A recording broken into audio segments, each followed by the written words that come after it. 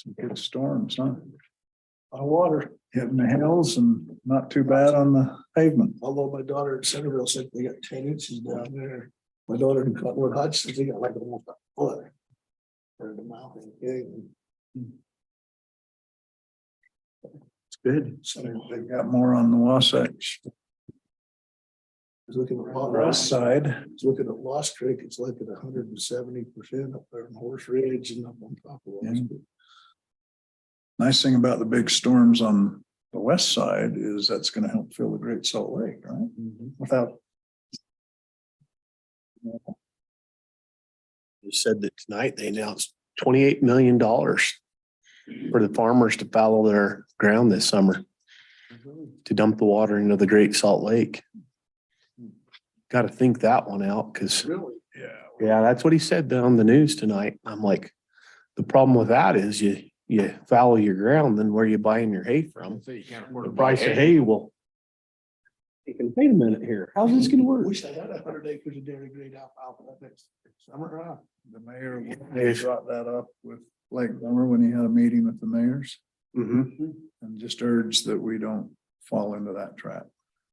The mayor did. I think it could be, like I say, if I followed my ground and didn't, then I gotta go buy hay, but the price of hay, I'm afraid will, $400 a ton or something. well, it's already up $400 a ton. This last summer, I'll climb to $600-700 a ton, and then what?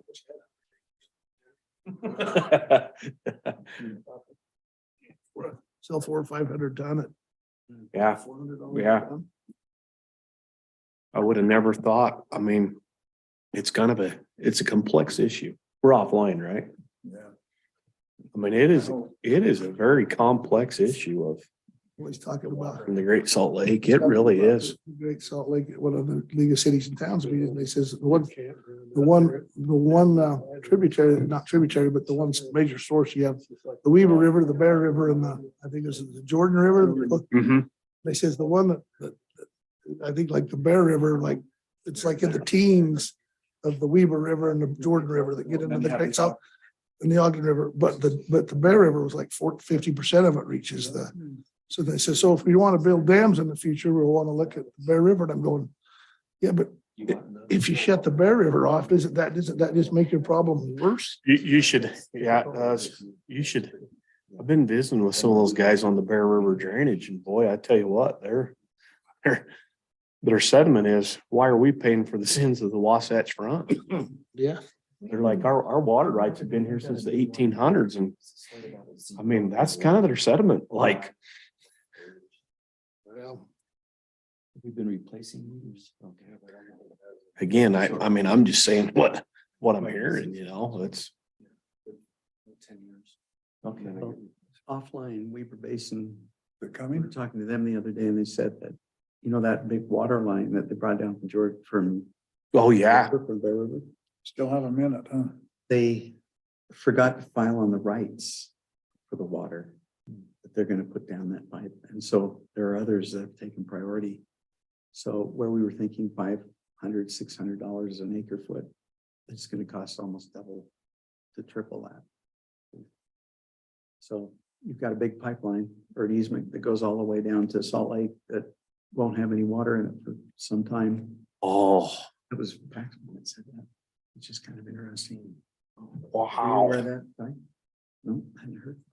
well, I didn't realize Somebody that goofed. Weaver Basin did that tour. Was that a year and a half ago or something? I had no idea that tunnel down there, Mountain Green, was 3 miles long. From Mountain Green down to there by the Job Corps. I want to get in the boat and. And I forget how big, was it a horseshoe shape? They said it was. Yeah, the horseshoe bend. 3 miles comes down on me, I'm done, right? They started at opposite ends and were an inch off, weren't they? An inch, back then they were an inch off. Yeah, I remember that. Wow. Lived here all my life. I didn't realize that. I think that'd be awesome to go in there. They divert a lot of water through that. I think occasionally they shut it down and go inspect it. Yeah. Occasionally they said they got a. Walks caught in it.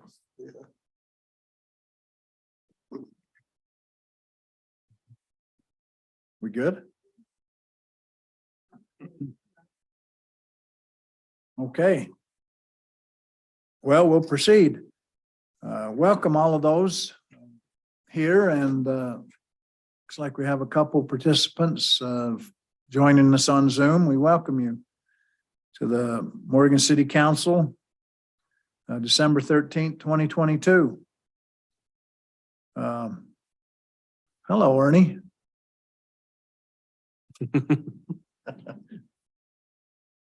Oh, he's on mute. You're muted. You're muted, Ernie.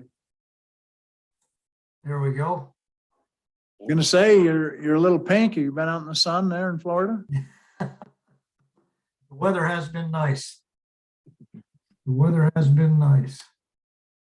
Well, I know since you left, it's been snowing, so thank you. I'm glad you're getting I check the weather every day. I'm glad we're getting snowed on. I'm glad I'm not shoveling it, but sure glad we're getting the moisture there. Thanks for joining us. Is there a problem? They're just turning off that camera.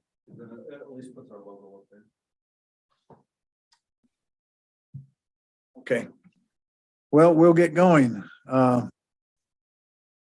see anybody, but Sorry, I always forget. Coney, could you give us a prayer? Yeah. Okay, welcome, everybody. We have nobody absent, and I believe, Jeffrey, you got yours solved? Your early departure? Yep, I don't need to leave early. Okay. So let's go into our pledge, and Tony will give us a prayer. Rise if you're able, join me in the pledge of allegiance. I pledge allegiance to the flag Of the United States of America and to the republic for which it stands, one nation, under God, indivisible, with liberty and justice for all.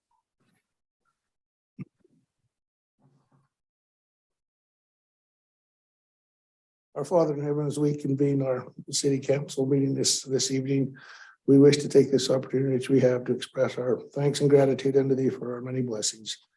Grateful, Father, for this beautiful valley in which we live, grateful for the opportunity which we have to serve. We're grateful for the peace that we enjoy and the unity that we enjoy in this community.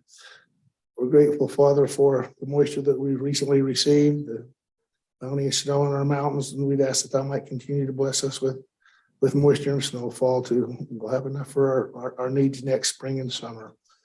Father, we ask that thou might bless us this evening as we conduct the business of the city, that we might have thy spirit to be with us, guide and direct us, that thou might help us make decisions which are fair, which are in the best interest of our community, and that we might always be guided and directed by thee.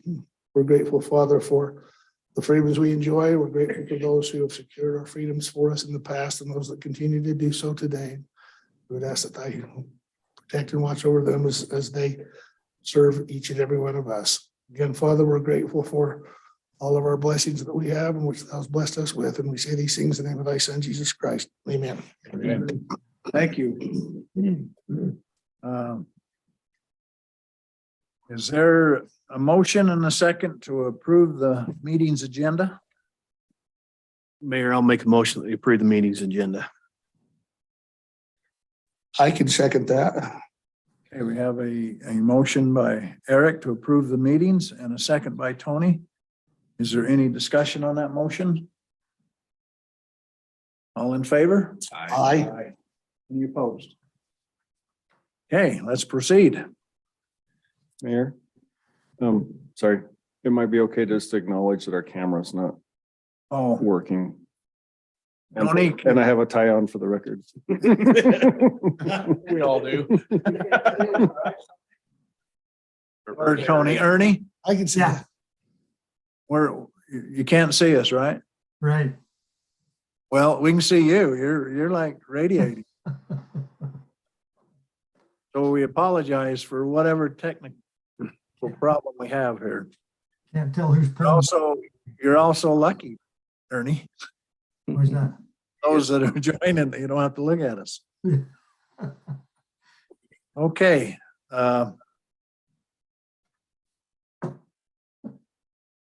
Do we have a, well, first off, has everybody reviewed the minutes and the warrants for November 8th, 2022? I've got one question on warrants. It's like page 10, the Utah Department of, it appears to be governments, $164,000 payment for sewer bond expenses and the sewer bond. Just wondering what that was. I mean, we make our payment to the bank twice a year, and I see that we did that in this period, but what would that, how would that relate to the sewer bond?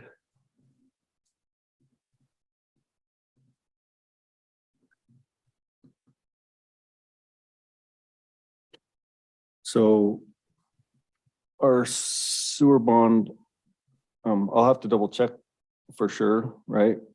But it's an annual payment that we make, and it's to the State Division of Water Quality. So from our, Was that a different one than we make to the local bank?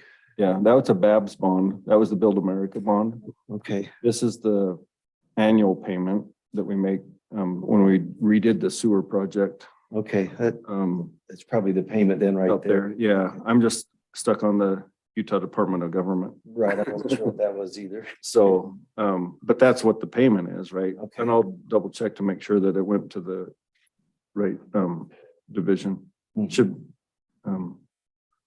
Ended up in the right spot. yeah, Okay.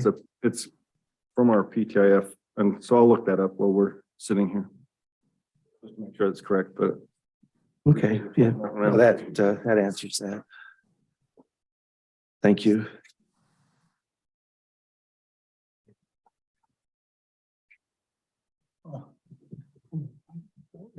Mayor, Tony, I will then make a motion that we approve of the city council meeting minutes of November 8th, 2022. And the one set of warrants from November 4th through December 9th. With a noting that correction of Dave's. you have a second? I can second that, Mayor.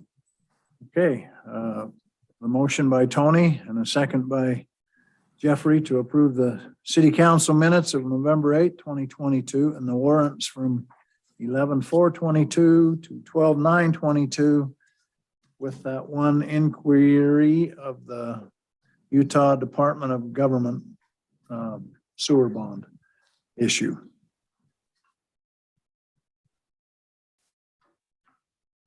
All in favor? Aye. Is there any opposed? Okay, that's unanimous. So Denise, we have one request. No requests? No citizen comments, no. Okay. So let's move on into our I wanna, where did we have, Public hearing. There's not a lot of public here to hear, so this should go fairly quick. But I will make a motion to go into a public hearing. To receive input from the public with respect to the issuance of sales tax bonds. To finance the cost of transportation, construction and improvements to the city, in the city. You made the motion, I'll second it, Denise. And Mayor. now, we opened the meeting, correct? There's a motion by Tony. To receive input from the public. With respect to the issuance of sales tax bonds to finance the cost of transportation, construction and improvements to the city. That was seconded by Eric. Is there any more discussion on this? All in favor? Aye. Any opposed? Okay, that was unanimous. Are we in public hearing now? And I open the public hearing, Any right? public? Now we got to close the meeting. And I guess for Ernie's sake, since he is our public, it's for the bridge off of Young Street going down past the school, the bond to construct that bridge. So that's what the money's for $4 million. So Brandon Johnson's here. He's the legal counsel for the bond. You're here to answer questions. Is there any input that you would have? No, but since I'm here, Yeah. reiterate this. Gary, you've got to hand him that mic. Your mic, he doesn't have a. That's good. Just to reiterate, this was considered last month by the council, and there was a great discussion about what it was for, the amount of the bonds. And so this public hearing is required under state law to be held. And they often go like this with no public, especially for a project like this that is very beneficial. So I just wanted to reiterate, I mean, you all know that, but reiterate that for the public that this isn't the first time you've discussed it, that it was approved in a resolution last month after discussion and consideration. And this is one more step before you can close on the bonds and get the money and get going on the project. So Brandon, I'd have some questions, but I'd probably wait until after the public hearing if you're available Sure, yeah, after for a few absolutely. minutes. Yeah. Okay, thank you.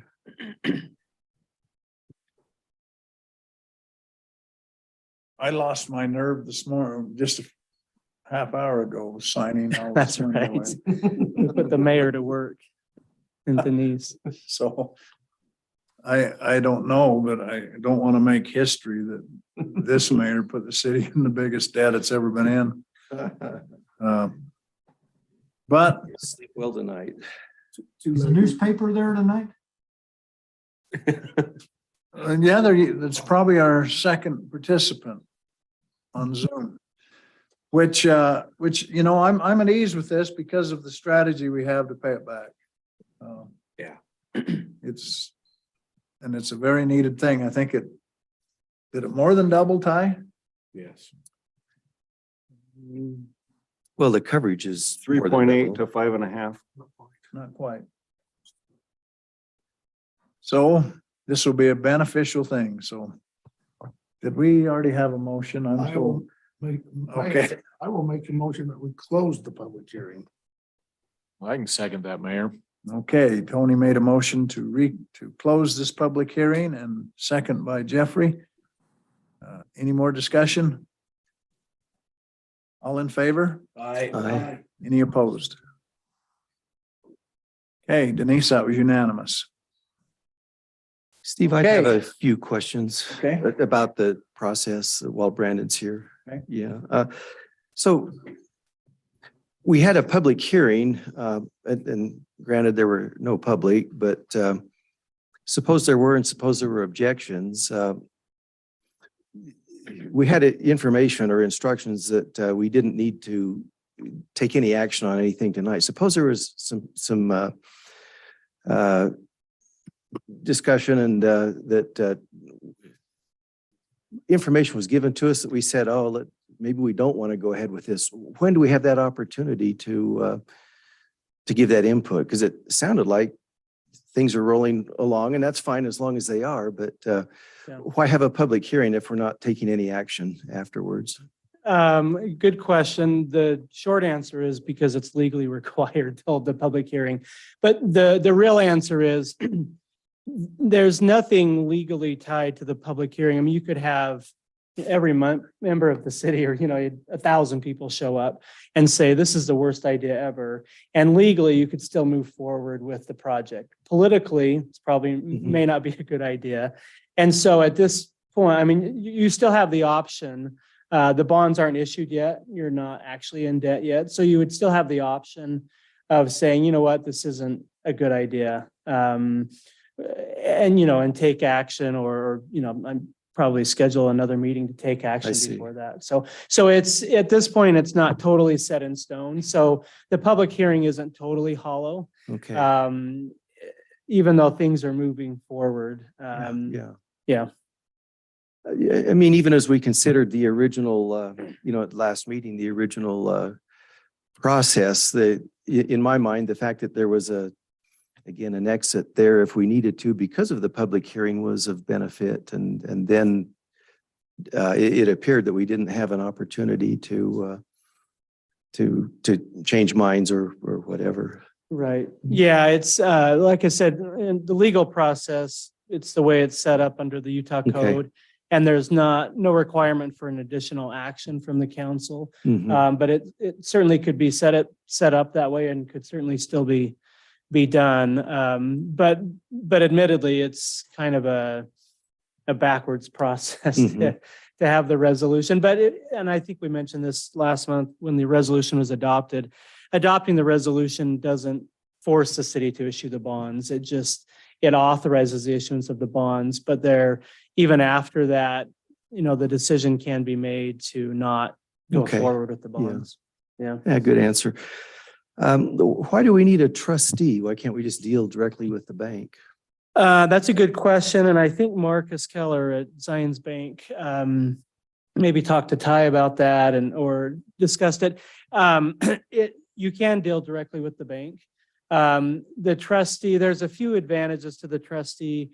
The main one, or one of them, is if the city ever had a need to issue additional sales tax bonds in the future for another project, or even for the same project, if additional money was needed, it's a lot easier and better to do it if there's a trustee in place. And so the trustee,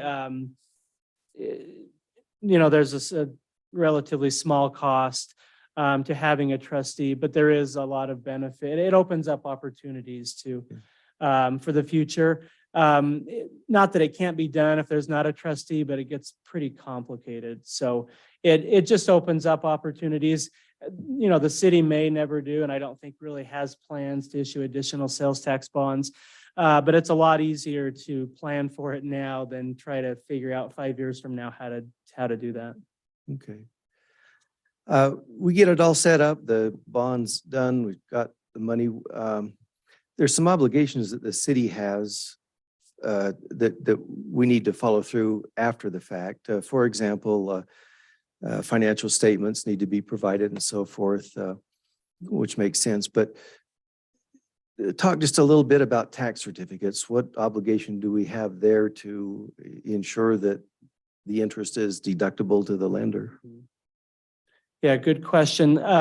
So the under federal tax law, as you mentioned, these bonds will be, the interest on these bonds is tax exempt, meaning that the bondholders, the investors, or in this case, the bank, doesn't have to pay taxes on the interest they receive.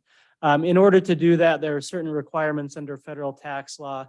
In this situation and for these types of bonds, there's really, most of the work is done before making sure that we've set the bonds up correctly. There are some not requirements. There are some, the biggest requirements or rules relate to spending the money within a certain period of time. And that really, it doesn't affect whether the bonds are tax exempt. What it really affects is whether you have to pay arbitrage, meaning you're holding the money, the construction money, until you use it. And if you earn interest on that money that's high, the interest rate is higher than the interest rate on the bonds, you may have to pay that extra money, that arbitrage, back to the federal government. If you spend all of the money basically within 2 years, then you're exempt from that. So there's no requirement to pay it back. If you don't spend it in 2 years, it doesn't affect the tax exemption on the bonds. It just means you may have to pay some of that money back. Given interest rates on the bonds and interest rates that you can earn in PTIF or wherever the money's invested, that hasn't been a big problem in the last 10 years. It may become, and again, it's not a problem. It just means you need to, may need to be aware that some of that money may need to be paid back. The other timing requirement, and again, not a requirement, but timing thing to watch out for is if after 3 years, all the money hasn't been spent. Again, not a problem. But after 3 years, then you cannot earn more money on the construction funds than the interest rate on the bonds. It's what we call yield restricted. And so, and I don't remember the timing of this project, but if you get close to 3 years and you still have money that needs to be spent, give us a call and we're happy to walk through that. But really, it's as simple as just making sure the money sitting in the construction fund that's left over isn't invested at a rate higher than the rate on the bonds. The other requirements, like I said, for the city are very easy because the payments on the bonds need to come from, public sources, which are coming from sales tax. So, that's not an issue. And it needs to be a public project, which again is not an issue. And it doesn't have to be specifically owned by the city, but it has to be owned by a public entity. So those are ones that, in other situations are a little more complicated, but in the case of this city and this project, you meet those just because it's the city and there's Yeah, sales tax. we're doing bonds. it anyway. Exactly, yeah. So no other reporting that we need to be aware of that we get in trouble if we didn't know about or No, nothing else. The only reporting related, well, to the IRS, we actually, Sure. Ty signed tonight. It's just a form that we file after the bonds are issued, just letting the Treasury know that these bonds have been issued, but there's no ongoing reporting requirements to the IRS or to the Treasury Department. And then, as you mentioned, there is the bank requires financial statements be submitted, and I think the budget. Again, those are already made publicly available, and the bank knows that. They get, for some reason, hypersensitive. They think that requirement's going to go away or something. But yeah, so there are those. But yeah, there's nothing that the city isn't already doing that's the city's required. that to we do. need to step up and do to keep it, Right. to meet a contract and so forth. Right, yeah, Okay. yeah.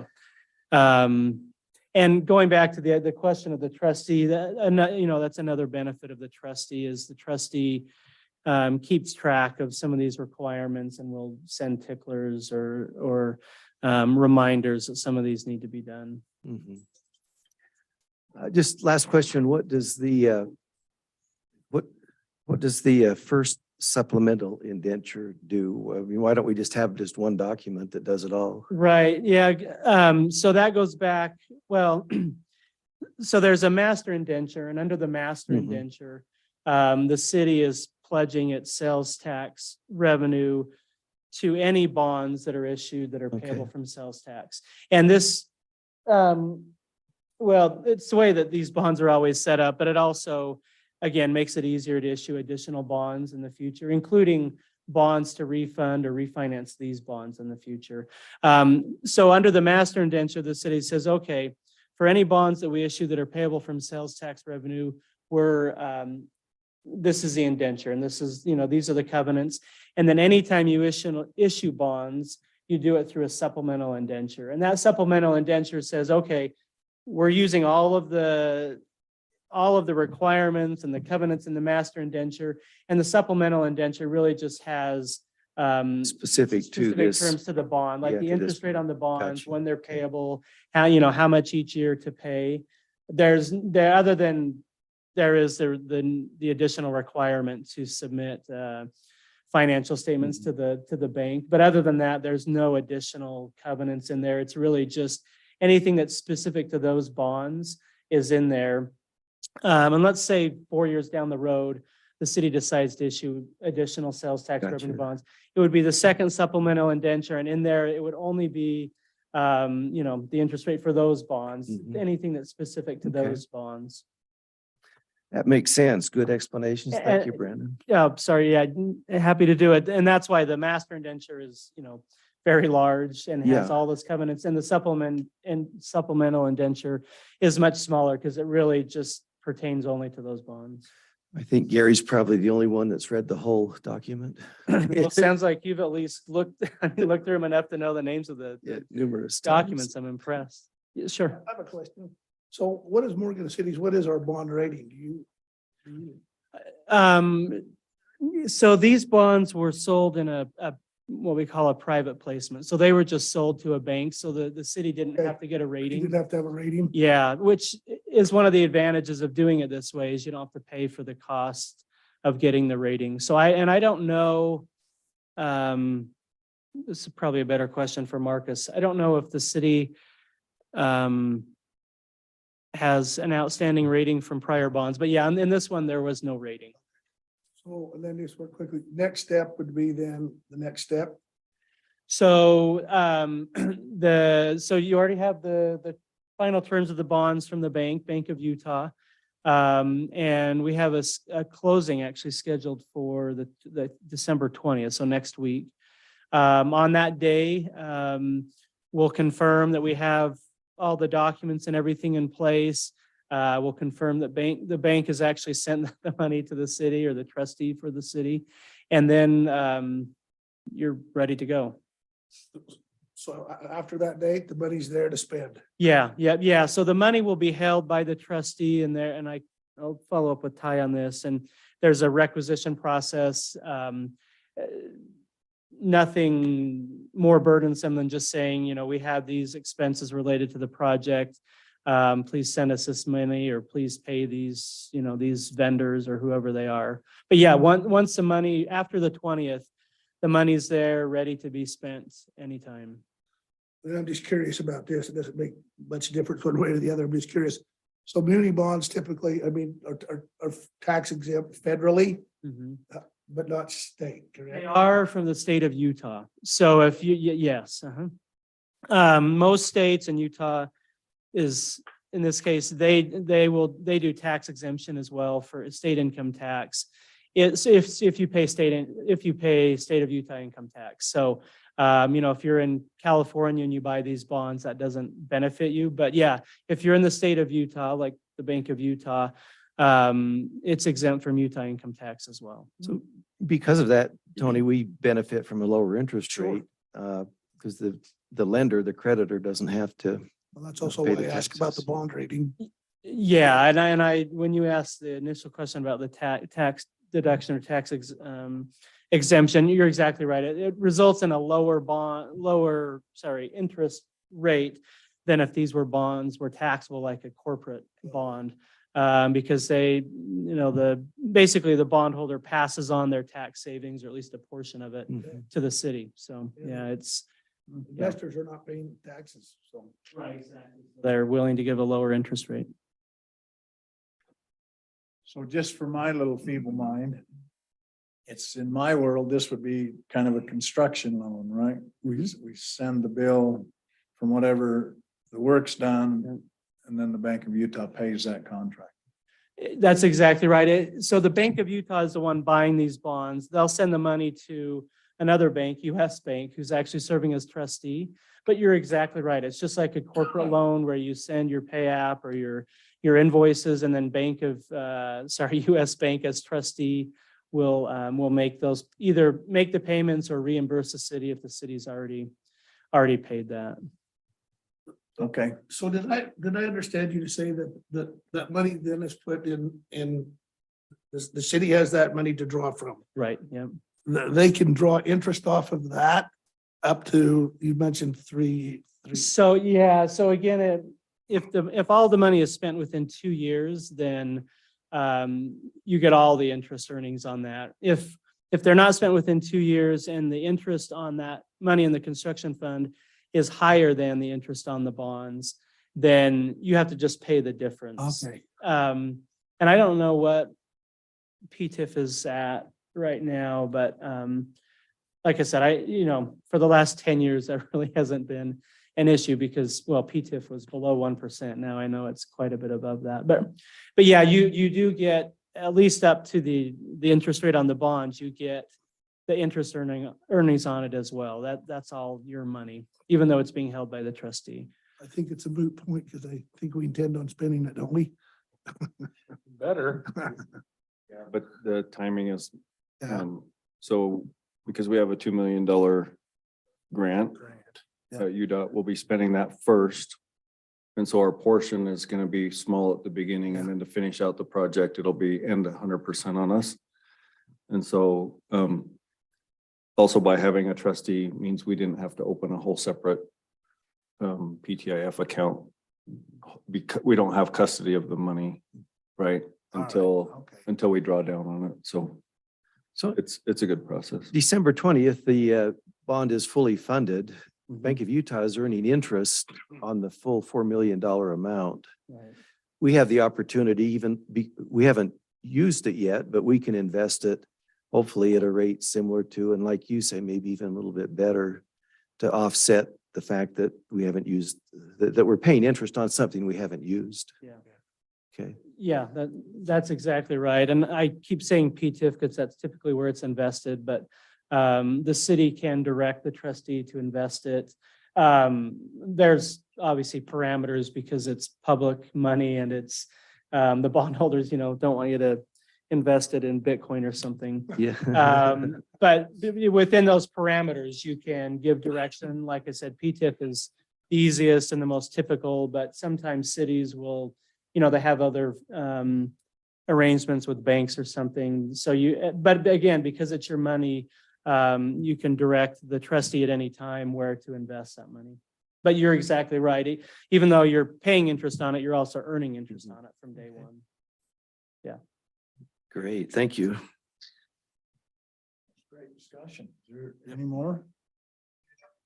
Jeff, you're just used to taking this kind of money out all the time, aren't you? No. Okay. I'd say you probably could get an early start down the canyon if you'd like. All right. Well, if there's no more questions, I will do that. But thanks for letting me come up here and thanks for getting everything signed. So. And watch the canyon. It Thank can you. get slick. Yeah, I was like, I've said this several times already, but the canyon was the best part of the drive. So it's not that part I'm worried about. No, it wasn't too bad coming up. Well, thanks for your help. Yeah, thank Appreciate you. it very much. Thank you, Brandon. Okay, let's go to item 5 of the active agenda. And this is a petition to Morgan City Council for extraterritorial water services from Ernie Durant. And I'll turn this over to you, Ernie. Okay,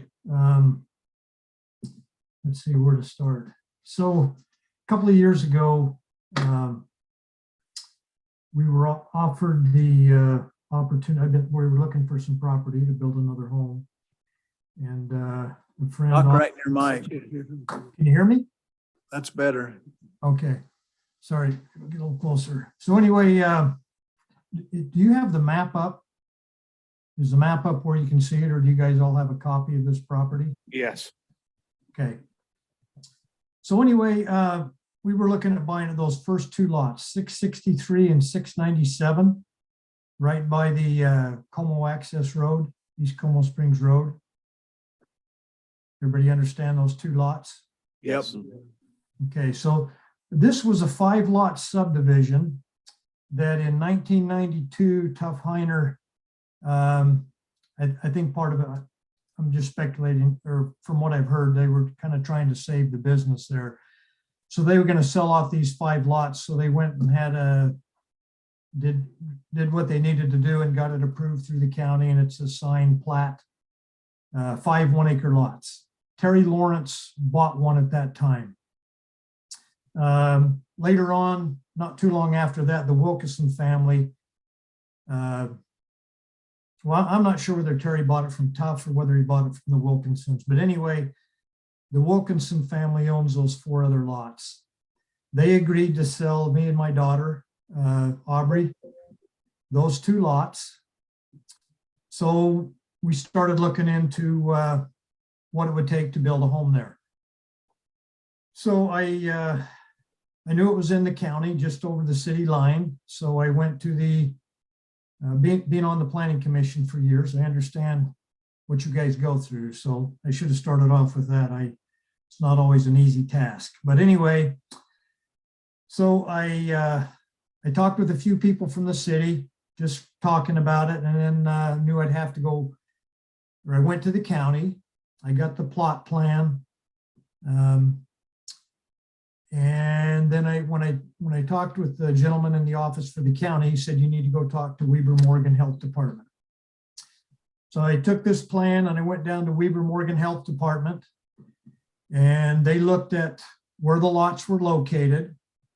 And they said, okay, what you need to do is you need to go back and you need to petition the city. It's our recommendation when you're within X amount of feet from the city property line that you hook up to city sewer and water. So I started to pursue that angle. When I got this map, then I can't remember the exact dates, but this petition that I filed was in March of 2021. Okay, so it was prior to that I was doing all this groundwork. So I got this map and I went up and I found out that Stan Stewart had city water, and all these come at different times. I understand that. I know that there was a tank put in behind Wilkeson shop, and that's when this is before Dan and Stu built their house, but they were given a couple of shares of water. So anyway, Stan Stewart was on city water. Dan, Stu, and the shop are on city water. There is a line at Harold Lauder's property. He did not hook onto city water. He had a spring, but it's right there at his property, ready to hook onto, according to Terry. And then Terry Lawrence had recently been given permission and hooked up to city water. So that's 781 right at the top. Okay, so I'm feeling pretty good about it. So I fill out this document. I believe Teresa Rhodes gave it to me initially. And then then they set up a meeting, and we had on the 27th of April of 21, we had a 5 o'clock work session meeting. And there were a few of you there, I believe. Ty, were you at that one? I think so, yeah. I think Ty was at that one. We've had several meetings. So anyway, we had a discussion about it at that time, but didn't go anywhere with it. I mean, the petition was there, so we had a discussion about what would need to happen, and then later it would need to come before you. Then one thing led to another, and a couple of months go by. I don't know exactly how many months go by, and then I heard that the city had created an ordinance that if you didn't live in the city, and I don't know what month that is, that you couldn't hook up to city services. So then we started this process.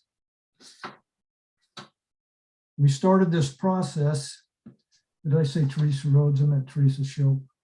Anyway, so we started having more discussion and more meetings trying to figure out what to do, and a suggestion was made that we annex those lots into the city. It might be cleaner if we annex those lots into the city, but I believe that discussion came after the fact that you had gone ahead and passed an ordinance that you have to be in the city to hook onto city services.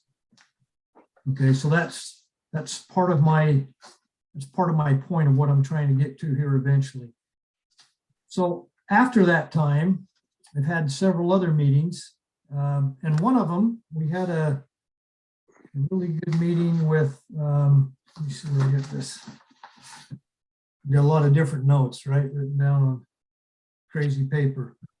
But this meeting was with the new mayor, with Steve. And so we changed mayors in that time.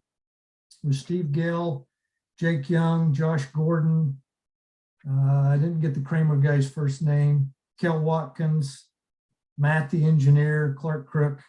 Seemed like there were about 10 or 12 people in there, and Ty. And we were talking about annexing that property into the city. And the discussion was about annexing 2 lots, because 725 and 755 at that time Stu and Dan did not want to annex into the city. They had their reasoning, whatever. We don't need to get into that, but they didn't want to annex into the city. So anyway, our discussion was where there is city property across the street. I think it was Jake Young's the one that stated that we could probably pull those 2 lots in, annex those 2 lots in, and then we went through details about what it would take to deal with the road, the sewer, the power, and all of the heads of the departments discussed that. Okay, so we had a good discussion. After we left that meeting, I knew we were still going to have to meet with the city council and work through this legally. But as we continued to move ahead with it, in fact, the last meeting that we did have, I'm losing track, I'm getting older. Anyway, the last discussion that was had, I don't think I was there. Listen, if you want to be in this, come be in it. If not, the last discussion we had, my daughter was there. I couldn't be there. We were headed out. We're headed to Florida. Okay, so anyway, then it turned into, if we were to annex it in, they'd like all 5 lots annexed in, which would be nice. But I only have 2 lots that I can deal with. I mean, I don't own the other lots, and the other owners at this point in time, they said they'd do what they'd have to do to make it so we could build a house, but they really don't want to annex in. I know that Mayor Gill's had some discussion with those guys too, so maybe he can shed a little more light. But the more we got into the discussion about what's going to be required, then it really escalated, especially the cost and what's necessary to do the type of annexation that because there's a couple of issues here. So you've got if you see the green line there by Cam Sargent's mink farm, that's the city property line. Then you got a little slice there that's Cam's, and then you got a little slice that's Como's. And then you've got the 2 lots that we're talking about. So if you were to put you try to widen the road and put the curb and gutter and sidewalk and everything in, what does it go to? Right, how do you, so that was part of the discussion that we had with the road department, the road head, the sewer, Kel Watkins, even Clark Crick, the whole group. We were trying to figure out how to make that work. So the discussion was that at that time was that in your agreement, if that property develops down the road, then those are things that you have to participate. But anyway, as we continued to go, it turned into not being feasible for 2 lots financially. So backing up, I want to back up a little bit here, and I want to go back to the Weber Morgan Health Department. So we had some discussion. I mean, I didn't think to ask this the first time I went in, so I had to go back. I went back before I left, and I had a little more discussion with them. And I said, why is it that if someone comes to build within 500 to 1,000 feet of city property, do you recommend that we hook on to sewer and water? And there were several reasons, but one of the reasons is so that you protect, and then that you don't affect. For example, I don't know that there are any wells drilled right there, but if you had people around the city drilling all the way around the city, these wells, then depending on where the city gets their water, it could affect their water source, right? Because you're drilling into where the natural springs running into the city. I don't think that's an issue here. And the same thing with the sewer and having septic systems right around the edge of the city. Those were 2 of the reasons that I paid attention to, and there are other reasons as well. But so I just want to make sure you understand, I guess. So in my mind, when they said that, I thought, oh, okay, it's a no-brainer, but it's not a no-brainer. There's a lot of issues. So anyway, I'm back to where I was 18, 19 months ago. And I'm petitioning the city to hook onto the city water. Now, if you look at this map, you got Stan Stewart, 750, 810, 820, 781, and 1200 that are hooked up to city water. And then I know that recently, you guys have been working on this, but now all of Como Springs, you've granted all of Como Springs the right to city water and a lot of city water. So the issue isn't that we don't have enough city water. We gave city water to the pickleball court a while ago, and now we've got city water in all of Como Springs. So if I was to take a blue magic marker and color in these lots, everyone that's got city water, there's anyway, that's kind of how I'm looking at it, right? I'm looking at it from my side, but now I'm not able to hook onto city water. And I understand you created an ordinance, and that's fine. But I also petitioned before that ordinance was put into place. So at a minimum, I'm requesting to hook onto city water for $663, $697. And I fill out the document, I pay whatever fees are required. And if it was a benefit to the city, I would go ahead and pay to bring the sewer all the way up for those two lots. And in case that were to be annexed into the city at some time later. So that's a kind of in a nutshell. That's kind of what I'm looking at. I'm asking for at a minimum city water to those two lots, and I'd be happy to pay the cost of running the sewer if that was a benefit as well.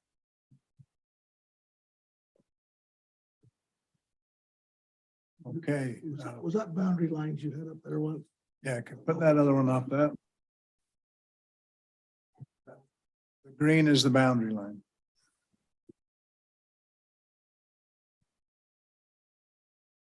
The city water line runs all the way up that street. Can you see the blue line? Is that one on your map? Okay, the city water line's right across the street. And it looks like it runs all the way up past. Runs up to At least, Lauder's driveway, okay. a 2-inch line.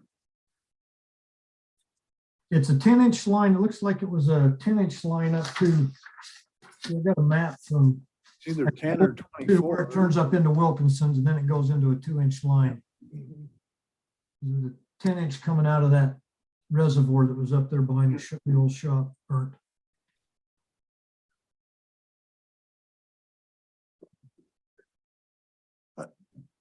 May I ask a question? So, I mean, as you look at this, you think, okay, the cleanest thing to do would be to put that boundary line up again, Denise, if you don't mind. I mean, in my mind, the cleanest thing to do would be to annex, but you mentioned earlier that there's some fairly steep costs involved with that. Elaborate on what some of those costs would be. Or Gary or Ty or someone. I think I can speak there. I've been studying this thing quite a bit. But if we annexed on that green line running by Stan Stewart's and put the lot numbers have changed, right? 663 and 697. Yeah. The lower two lots. So it's 697, 663. Okay. Yeah. And I believe Gary stated that it could be a possibility to just include those two lots at this time into the city annex. May I ask one more thing? I'm sorry. Mhm. So Ernie, so 725 and 755 are still owned by Wilkinson's. They have no, They don't, Dan says as long as he's alive, he won't sell they have no interest in annexing. it. They don't, it's kind of the view that they don't want to mess with, so they do not want to sell those lots. But anyway, back to my question, what's the costs involved? What are we talking about? So the question is, really comes down to who's going to pay for the improvements. When you've got a water line that runs down a street and everybody connects onto it, at some point in time, the other improvements have to be put in as well. And typically, if you don't require them, when you annex the property into the city, then the city pays for it. The citizens of the city will pay for it. So you'll take out of general tax revenues, the dollars it would take to pave the road, to put in sewer, to do all the other things that you need to do to bring it up to standard, to bring it up to the standard it needs to be. That's the reason some time ago, when you did change the ordinance, that you required that whenever you have multiple lots ready to develop, that they need to be in a subdivision, because the subdivision requirements require that they put in those improvements and bring it up to city standard. So the cost of developing those two lots would include for example, paving the right of way, putting in curb gutter sidewalk on maybe one side. I don't know what the engineer would recommend. Making sure they're properly hooked up. You got an adequate sized sewer line that runs up and down that street. Those are the types of things. Now, to the mayor's point, when we talked about it with Ernie's daughter, we indicated that if the annexation took place, that we could phase the improvements in. The first two lots put in, for example, the street up to the end of those two lots. They put in a 60-foot right of way or whatever the right of way needs to be. And then beyond that, when the other lots develop, which they may never develop, but if they do develop, they would be responsible for putting in the remainder of the improvements all the way to the end of the subdivision. So, I mean, those types of arrangements can be made, but if you don't make those kinds of arrangements up front for somebody to pay it, the city will pay it. That's the difficulty that we've experienced when we've hooked people up. So the only exception to that was extraterritorial water. You decided that you could provide to somebody whose well had gone dry or who all of a sudden was found not having water available. But for new development, back then, when you made this change, you were saying, well, who's going to pay for it? You know, and it's only right that the new development pay for all of the improvements necessary to bring that new development into the city, the same way any other developer would have to do if they were to develop their lots. So when you talk about the cost, that's what we're talking about. We're talking about the cost of the improvements, the curb, gutter, sidewalk, right of way. Somebody's got to pay for that at some point in time. And that's probably what Ernie's talking about, is the cost of those improvements, not just hooking onto a water line and on whatever road exists there. That's a long answer, but. And if I can, Mayor, Yes. if I can just add to that. And so the meeting that Ernie was referring to is our pre-development meeting, when we kind of brainstorm all your options. And at the time, that was the thought is abandon the subdivision. And because it's an all or none. If you do annexation, it has to be the entire subdivision, so all 5 lots, right? The problem and what we found out in between the meetings, and I don't know if it got explained to Ernie or not, but because the lots had already been sold, they can't abandon the subdivision. Right? So it's an all or none situation. And that's where Ernie finds himself is, I just want 1 or 2 lots, but yet I've got to do an agreement or something, because to annex it, it has to be all 5 lots. And then we need some plan or some assurances at what point, if you annex, does the entire subdivision come to city standards?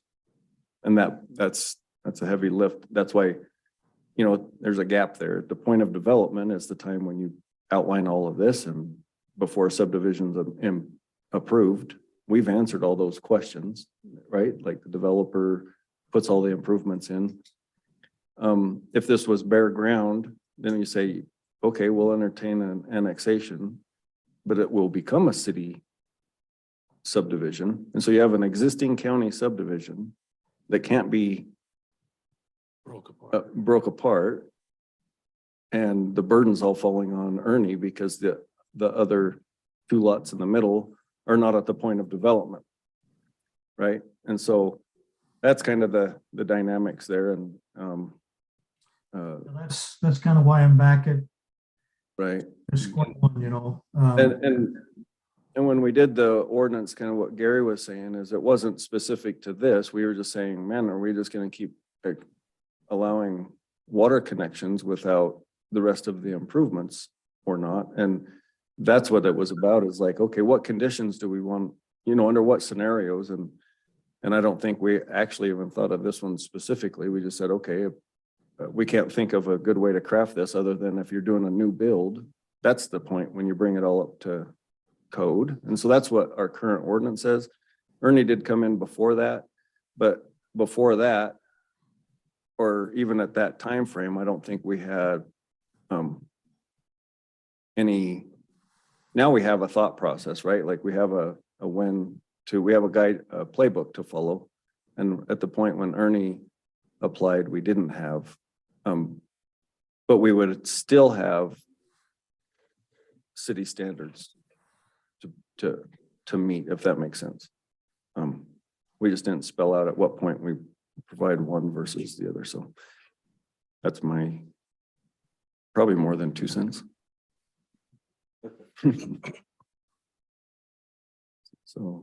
So here's, and I talked to Gary just briefly before this meeting, but here's what's hard for me that it doesn't settle is we have the Lawrence's on city water. It runs right through this, in front of this property. We have the same thing with John and Matt. It runs right through their property to a destination of the old Carter home. This one goes up to the Lawrence home. And the thing I'm not into politics and ordinances and that, as I'm pretty sparse, you'd say, on experience there. But ethically, it's bothering me that we have a pipe running right in front of there, and the destination goes through this property to another property that's farther down the line. And that's what's hard for me, is I recognize that, and I was asked, well, is this because it's Ernie?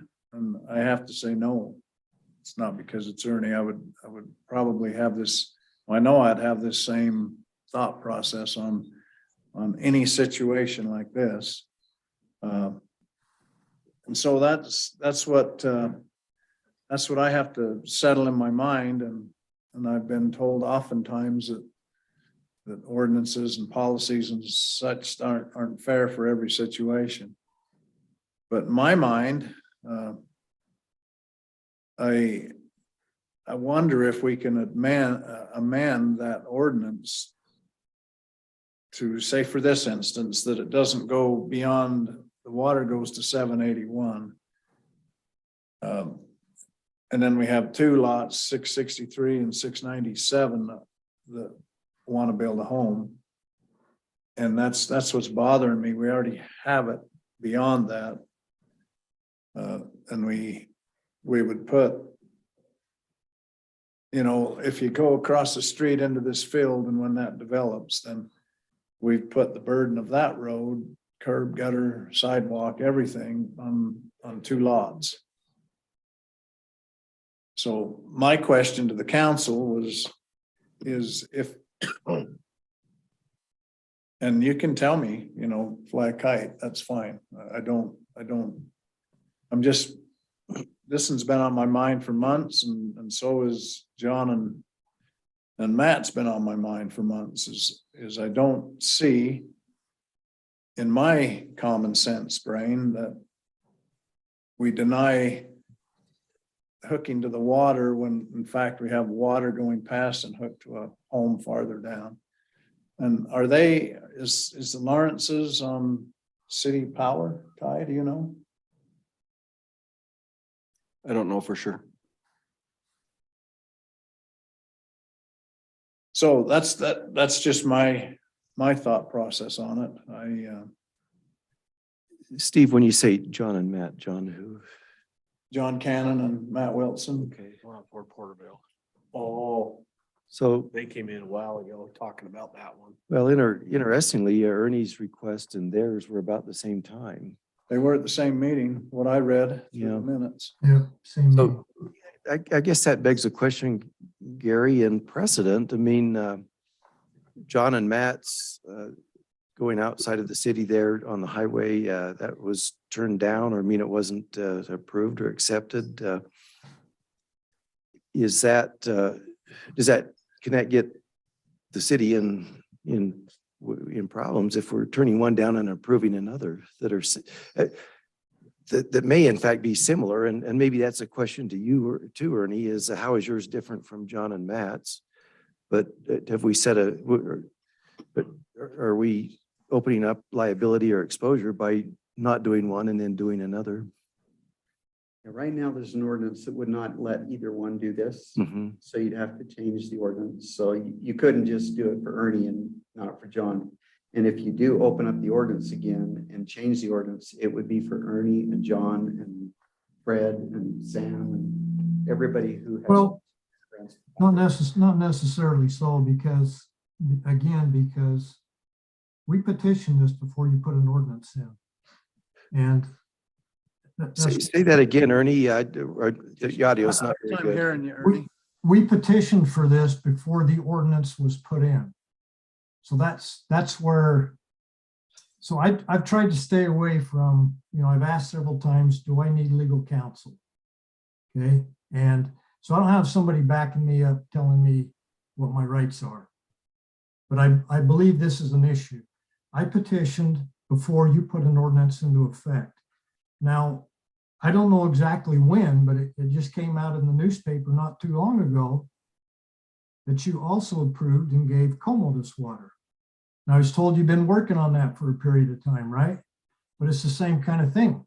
You put an ordinance in place a year and whatever ago, but you hadn't fully granted Como that water, if I understand right. And anyway, I shouldn't quote the paper because they're 50% right. But it doesn't seem to me that where I petitioned before you put an ordinance in place, I find it hard that you would deny me. I really do. Again, Gary, back to the question of liability. Both requests were done before the ordinance, and the one, of course, was denied. Yeah, you'd have to approve them both. I don't think you could get away with approving one and not the other. And the difference between this and the others that you've looked at has been that the others are existing homes that you were looking at providing water to. These are new lots, and that was the distinction that you made. Well, the John Cannon was a He's new build lots. also. He was new build as well. The answer was the same to request annexation, right? So we're saying, or I guess the decision is go ahead and annex, and that's why it's problematic on Ernie's situation, is because it's cost prohibitive to do the entire subdivision, which just means kind of what Gary's point is, you just annex and get it all reviewed, and then we work on, do we need sidewalk on both sides? Yes or no? You know what I mean? But this is a petition not for annexation. This is a petition for water without annexation. And so that's been consistent as the annexation portion. The will serve letter to Como Springs was done in 2019. They did want to annex, but we don't have any zoning that allows for that, but everything is being built to city standards so that if we do offer that zone, annexation doesn't cause any new problems with with that development. So it's hard because it's a situation that's been created over the years. It's problematic and, we either work our way out of the problem into the future or we perpetuate it, or we decide, well, let the city residents pay and just fix the problem that way. If, there's a couple ways to look at it, but it just comes down to, it's not that it's not doable or we're saying, no, we're just, at this point, our ordinance would say request annexation and just do the whole thing. Not, if you do water, then at what point do you annex? There is no, point of development or process to go through. You just have an existing situation. So it's tough. So his hands are tied and our hands are tied with the current subdivision. And there's no way to break those 5. No, he could meet with everybody and they could come up with a proposal as a subdivision and say, we're requesting annexation and. For That's- 2, but we can't just. No, bring you could 2. annex the entire thing, but you could do a delayed agreement that says, we're only gonna put in the improvements for the first 2 lots, and the other lot owners agree that if they ever develop, they'll finish out their portion of the improvements at that time. That's the meeting that we had earlier, just trying to brainstorm. You just make a proposal to us about how it's all everything's gonna be built to city standards at some point in the future, and make a application for annexation, and then it all works itself out over time. But that puts the burden of that agreement on Ernie, which is fine. He's the one trying to develop with the other lot owners, right? So it's not that it's impossible, and we've been all trying to work towards how do we get this done so that it all turns out in the end. And that was the last discussion was, go back to the other lot owners and decide who's gonna pay at what point. Pay your own fair share, but because he's the first 2 lots, he brings all of the services up to the edge of the second lot with a delayed agreement that says next person that builds finishes the rest at their own expense. And I think, it's just stuff like that we could do by agreement, but we don't have a proposal for that. And Okay. nobody's done the homework to propose the solution. If that makes sense. It's still kind of like. I guess, again, water for and my avoid that little conversation. pea brain here. We're looking at the left side of the road. What agreement, what do we have on the right side of the road in the field, within the city? There, So that's undeveloped. It's in the city. If they came in with. a whenever they came in to Subdivision request, propose then we something. would say, here's your requirements. You gotta bring the sewer, you gotta do curb gutter sidewalk on your half. We look at all of the entrances and exits from the it just gets evaluated under a city process because it's within our jurisdiction. Right? But they will have all city services on the other side of the road because they're already in the city, but it's undeveloped and it hasn't been subdivided. right. And so it just follows the normal subdivision process on the other side. of the road. We have a real problem from lot 707. Because that's just a steep, I don't know how you'll ever get a sidewalk and a curb and gutter on that. And that was all talked, we've talked to Ernie about those. We don't know what those requirements are because we don't have an application to work through on, maybe we don't have sidewalk, maybe, the costs are whatever, but at this point, we would address it as an entire subdivision and entertain some sort of a development agreement to make it feasible or make it make sense. We talked about if we already have right of way, widening the road on, is that the south side? And avoid that, but we haven't had all of those discussions because we don't have a proposed plan at this point. that would be on Ernie though, right? I mean, his would just be from 63 to 6. Yeah, we would work on them and have some sort of a joint agreement on This would fall on to patch it someone together. else. Yeah. So the corner of that boundary line right there by where it says East 100 South, going up towards lot 697.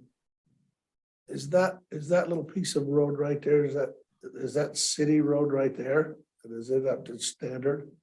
Did that just make sense what I said right there? It's city road, but after 707, it's a half a road. Because there's no development. City road up to that line. And then. That corner there, up to that next corner, I thought that was what I was, yep, that's what I was asking about. That's not up to city standard, right? I'm just trying to picture it. Correct. From lot 707, Yeah. it isn't. Correct. And that's what future development would provide. So it's similar to well, I don't know. Similar, it's just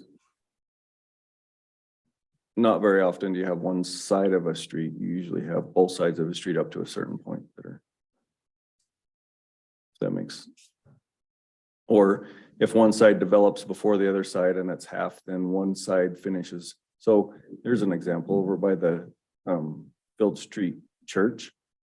There's two sections that are half a road because the development had to put in curb gutter sidewalk on their half. But the other side where it's filled is waiting for development to do their half. So those roads are city roads, but they're inadequate. I don't know if that's the right term, but basically, Not up to city spec yet. well, because development on that side hasn't done their thing, right? So And is that the case with Ernie on an annexation? he would be The last I responsible. heard, we was making him do 60 feet curb and gutter and a sidewalk. We haven't made him do anything. All we've done is explain what the city standards are. And we would entertain any proposal to go through that process, but we've never looked at a set of plans or does that make sense? Yeah, Like we haven't talked, that's what I'm saying is we've had the discussions to come up with a proposal that we could go back and forth on, but we've explained what the city standards are. That's the requirement, how they get met, and the timing of that would all be done by development agreement, Okay, so. if so that makes sense. I'm in the meetings that I've sat in discussing this, I actually had the impression that Ernie was going 60 feet wide curb and gutter all the way down to that lot 707. That, That, we would have to, that's the standard, but how and what would be required is not, hasn't been well, dealt with. and I could not do that. I could not do that because I passed two other property owners that are in the county. Well, So you see, Como, that road, I couldn't take that road all the way down there because isn't that, I mean, I'm dealing with Cam Sargent and Como. yeah, where it enters on 100 South, that's a county. There's that piece of Como there too.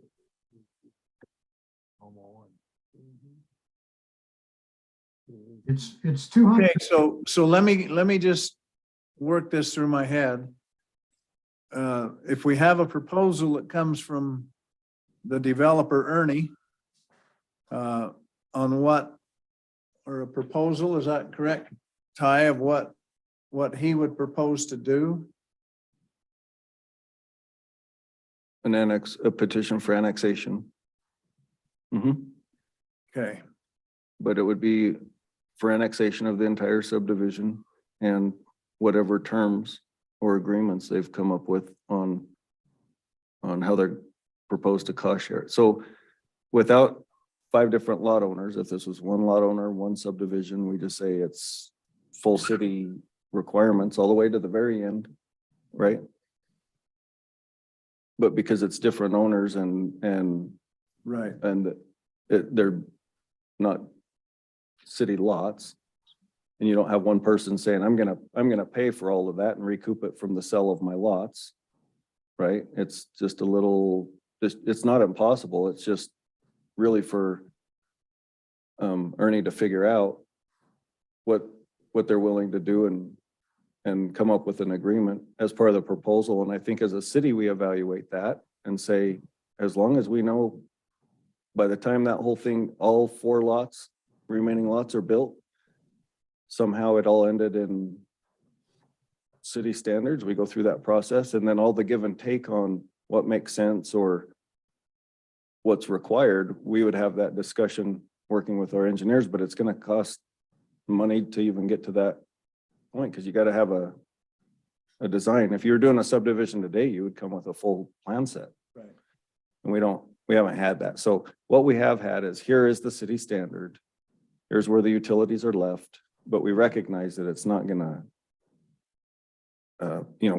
we're gonna have something to evaluate there, and maybe opportunities to widen on the other side if the city already has the right of way recorded, on the undeveloped side, in order to help meet those requirements. But So if we have lot owners 725 and 755, which I already have a verbal, okay, to annex into the city, they don't lose the right to sell that property until they're 10 toes up. That wouldn't have to change that if that was annexed into the city. no, they would just make whatever agreement they agree to, and that would be recorded on the property. So that's what I'm saying is we wouldn't have to put the development of the road in front of those 2 lots, actually those 3 lots. At this point, or would we? no, we could say at the point of development, we could do whatever they propose, right? And if they propose and say, you know what, we all got together and decided we're just gonna cost share it equally, let's do the whole subdivision. They could do that. If they say, I don't want to pay a dime until I'm ready to build, they could do that. If that makes sense. But what I'm saying is that's the unknown, and nobody can pre-approve annexation for Ernie right now. You know what I'm saying? Like, if I did this, would that be approved? If that's what a conversation we can't have. We can't say, is half a road adequate? Would this be approved? Would that be approved? It all would have to go through But the process. if that was part of an application, then it's considered and you can say yes. or no. Yeah, and we can evaluate it, and you could decide. So it's either that, or just say, well, the request is, let's just provide water everywhere we have service available, and I guess figure out the improvements on. That's not my request. You're making it sound pretty bad. No, I apologize, Ernie. That's not what I was intending. I was just saying, because of the point of development, right? Then that's the I'm just trying to help the city perspective of just say, how do we get to city standards? Or do we just say, maybe we don't need them, or maybe there's a different ordinance that meets all of the requirements and the conditions fit And- over and over. So. And I have to put in here, that's kind of his job. That's our city manager's job, is to say what he's saying, even though it might sound harsh, but that's his job. And I do not disagree. I do not disagree, and I think down the road, but the other thing is that ordinance will change. It's like one ordinance doesn't fit. It's like a fencing ordinance. It doesn't fit. How many times have we gone in and changed the fencing ordinance? But I'm still going back to the fact that I petitioned before the ordinance. And so I think you need to honor that petition. Now, if you decide no, I guess you decide no, and we go where we go. But for getting the subdivision, for getting annexing it in, I mean, when we've gone to the meetings, and my daughter comes out of the meetings, and like you said, Steve, we're scared to death because all you're talking about is a 60-foot wide road. There's no way that I could feasibly even come close to putting that roadway in. And so from the get-go, when I purchased that lot and I did my homework, I didn't go far enough and get it checked off ahead of time. But that petition was there before the ordinance was created. And so I'm asking you to honor that. And I would be willing to sign an agreement down the road if that did develop, which I really don't see it happening. Not in my lifetime. What do I got? 10 years left? 15 if I'm lucky. It's not gonna happen. I don't believe it will happen. You know, Dan's younger than me. But anyway, we talked about putting in curb and gutter and sidewalk. So if I did it in front of my 2 lots, then what? It's like those 4 lots down on the Island Road. You got 4 lots down there that have curb and gutter and sidewalk to what? And they've been there 20 years.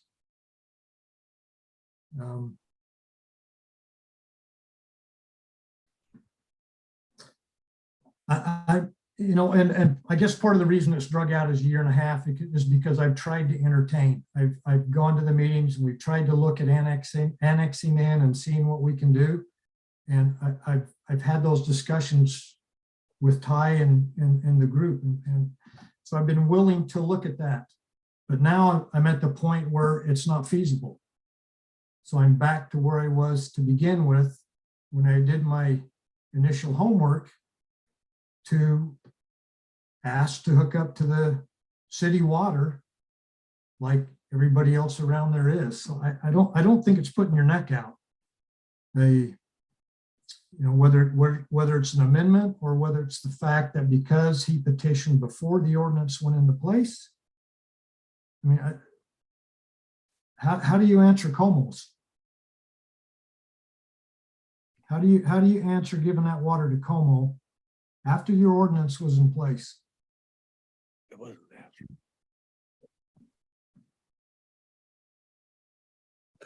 Almost was in 2019. Right, but when was it approved?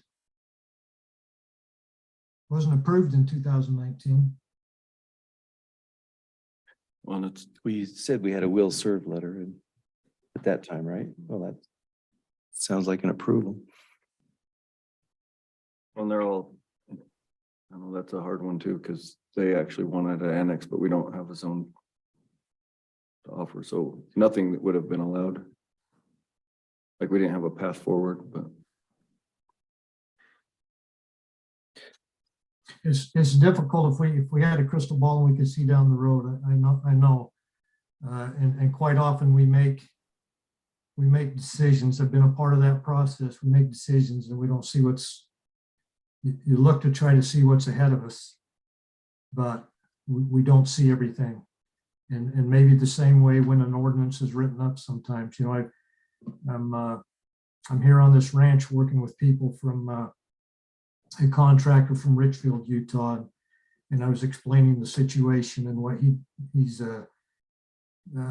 done some small developments there as well, and another gentleman from Fairfield. We're all construction people working in the field. So I said, well, what do you do in your community? What happens in your community? So, you know, I've had a lot of these discussions, but it keeps coming back to the fact that you put your petition in before the ordinance was created.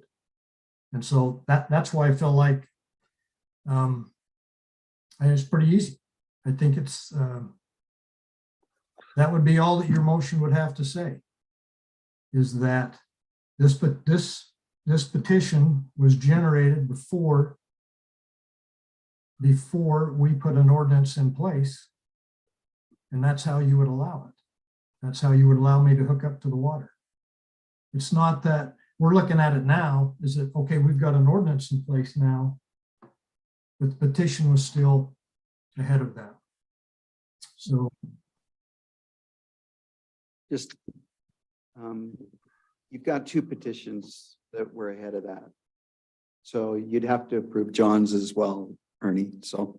And then you'd have to answer the question of who's gonna pay for the improvements up there too. But I think what you're saying is, Well, I wouldn't annex in. There would be no annexation in. yeah, you just want to connect to the water line, right? Yep.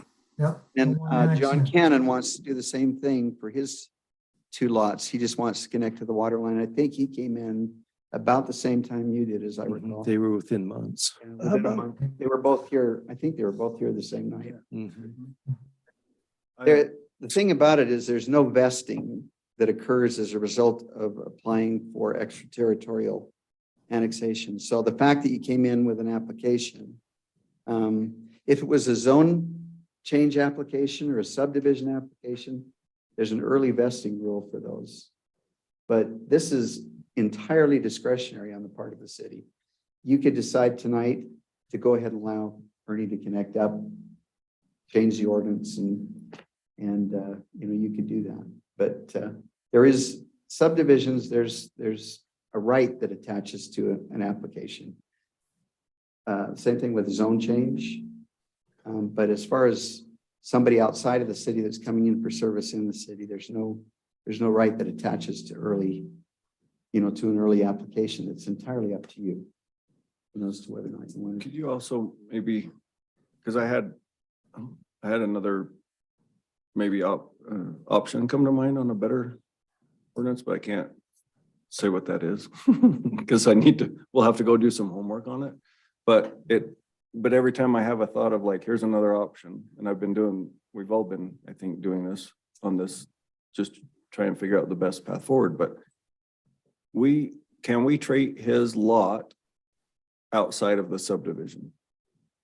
Can you trade? Treat. Oh, So that's one of the early discussions was, well, we could just do this for, the first 2 lots, right?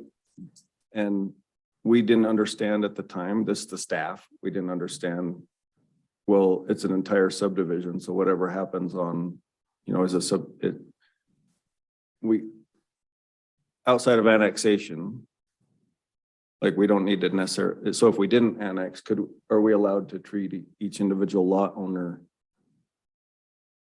I don't want to say differently, but basically say in front of your lot, you're still in the county, but you need to put in city services or bring your 1 lot to city standards. We really couldn't.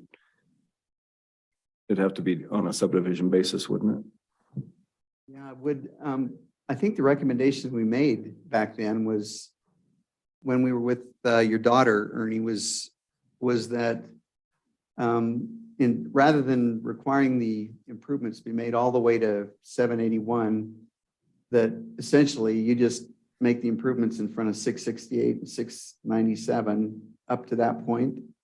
And it could mean, you're right, Mayor, it could have meant a 66-foot right of way because this is an annexation. And you can pretty much require whatever you want on an annexation. But typically, if this were a subdivision, we'd require enough of a road for 2 cars to be able to pass each other, which is about 42 feet. And we'd require curb, gutter, sidewalk, and park strip on the one side. And then the other side would be, but in this case, it was an annexation and, somebody came in today and tried to develop that property, you'd make them build the entire road all the way to the end. And so that's what was tough, is to try and figure out something that was fair for Ernie. And we invited them to come back with a recommendation, of what they could put in and what might work. So. Well, a lot of thoughts here.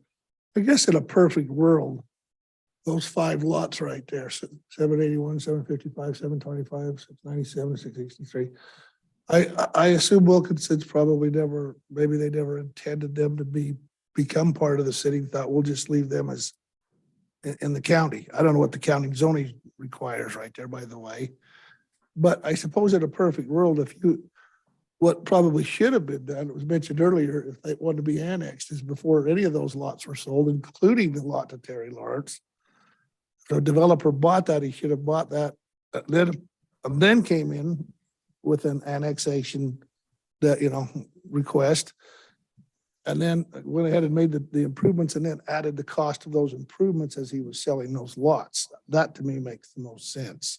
But obviously that didn't happen, so, which is unfortunate, so. Right, so none of those people, none of us have wanted to annex. That's never been what we wanted to do. But that was brought up as a way to, now that the ordinance is in place, to get water. Okay, nobody up there wanted to annex into the city. Dan and Stu don't want to annex. Stan Stewart doesn't want to annex. Those 5 lots didn't want to annex. So, but that's where the discussion goes because of the ordinance. What is the zoning there in the county, Ernie, and those lots? Those are 1 acre lots, And they are 1 acre lots. which are now non-buildable because you have to have 1.5 acres to put a well in and put your septic in. Pardon, what did you, I didn't hear you real good, Ernie. Say that again. So the county now requires 1.5 acres to build so that you can put a well in and your septic system. So they changed the design of the septic systems. And now you have to have 1.5 acres. So your lots are no longer big enough? Comes right down to the fact that if I don't get the water, I can't build. So it's a hardship, Because your lots aren't large enough. right? Well, in the county, you need a well protection, which I got a basically one and a half. pretty expensive recreational property. So is that able to have a septic tank on it? Yes, if I get the water.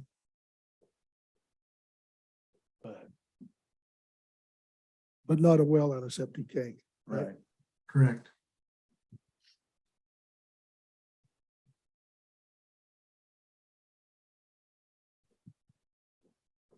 Hi, let me ask you a question. We've got 2 examples of our water extending past city limits into the county, the one with John Cannon and this one here. What other areas of the city do we have a similar situation? On 700 East. Island Road. 700 east to the frontage road going to the And sewer. that was really the discussion, right? So how far and how many connections do we continue to service in the county without it being part of the, fully vested into the city? So, and it may be a bigger event than we could consider, but could an ordinance be changed that would say we'll entertain service to the end of our line, wherever it happens to be, even in the county? It's kind of the, And then period, once, Right, here's a point in time, here's where the line ends. Anything past that is, the new rules. so, And again, that may be, that'd be a future discussion, right? On like how to craft yeah. but like. And as he's saying, well, he applied before any ordinance change, so but it would still be I mean, we didn't have any guarantee or we didn't have any obligation or any prior, like there's nothing really to invest in a petition like this, but we could take a look at it, but some of the areas that it is extended isn't water main laterals. So we've had people say, well, I'll put in the lateral from your last manhole, even though I'm in the county. And so then we have a 2-inch lateral that multiple homeowners. It goes share. on for 5 That is miles. another situation where one person put in the entire lateral down the street to theirs, and then other people connected to it Off of his. top of a lateral, and those don't meet city standards. But we've had, we're an old city with a lot of history, and how and why I can't really speak to because I wasn't Aaron. So that's kind of my goal is just to make it orderly and work our way out of problems created in the past and not Yeah. perpetuate them into the future. But I understand what you're saying on like, what would it look like? Mhm. But then if you're extending all your city services, right? So say, okay, well, we already have a line in front of your house. Mhm. Why make more service connections without it becoming part of the city? Right? Like I guess that's the other side of that coin is it either you're in or you're out, but it's really ideal to say, I want to be in the county and have some services, but Yeah, certainly problems that have, decisions have been made before us that are. we're causing trying to, that's what we're problems. trying to Yeah. deal with. Yeah, we didn't, the problem's there, but So another question, Gary, again, back to the position that it puts the city in to approve a request tonight. We've got other lines that extend beyond city limits. If a similar request came in, we've done this one, would there be an obligation to do the next one? Yes. On the 700 East and Island Road, and again, back to wherever that line is that goes out into the county. Yeah, and I think one of the questions you had was how many homes do you allow on, say, the line like the 400, I think it's 400-foot line that John Cannon is, it's Mhm. 4-inch and it goes for about, it goes over an existing lot and then it goes all the way down. He wanted to develop 2 lots Mhm. on that street. And then he also wanted to develop eventually 2 lots on the other side of the street as well. So that would have been 4 lots total off of a lateral essentially, but he was going to replace the lateral with a full-size water line is what he indicated. So that was where it started to get sticky, is how many lots do you actually let develop? And even if the developer's willing to put a large size line in, for it, because you still don't have all the other improvements. Like one of the things that was missing there was a sewer line, an adequate sewer line. So they still would have been on septic, I think, too. So those were the issues that you guys were dealing with, and they were tough, so you've got some lines that are adequate, but you'd have to approve, if that were the standard, that you go to the end of whatever line, is in the ground. That would be there are a lot of questions that need to be answered as to how many Mhm. and along, you can put on there. just along that line of thought that you were on, that was kind of where my mind was going, but we're talking about a subdivision. That's what my question to Gary was, he's one lot owner, but Yeah, the next one's a 30-acre parcel with. well, and I'm not even worried about all that. What I'm saying is it's very hard, it's very difficult to say we're dealing with a portion of a subdivision, right? Mhm. Because take all the names out of it and all of the, Politics. or it's not just on some lot owner at the end of another road. If there was a subdivision at the end of one of those roads, right, with no improvement, so that for whatever reason, they've been parceled off, it's a recorded subdivision, and that's the difficulty is, are we ready for the subdivision or not, or do we just, I think if we service one of those on a new build and don't address the subdivision, then I don't know that you say no after that, right? Like it's all part of the same subdivision, so there's a path forward. It's just gonna be costly. And that 10-inch line turns in there into Wilkinson's, that's what Jeff was telling me, right? Yeah, it came out of the, that reservoir that we no longer We no longer use. use that reservoir. Yeah. So I got an idea. Okay. What if we table this for tonight? And we come back in a work session and try to work this out, figure it out. At a different time and put some thought into this as to.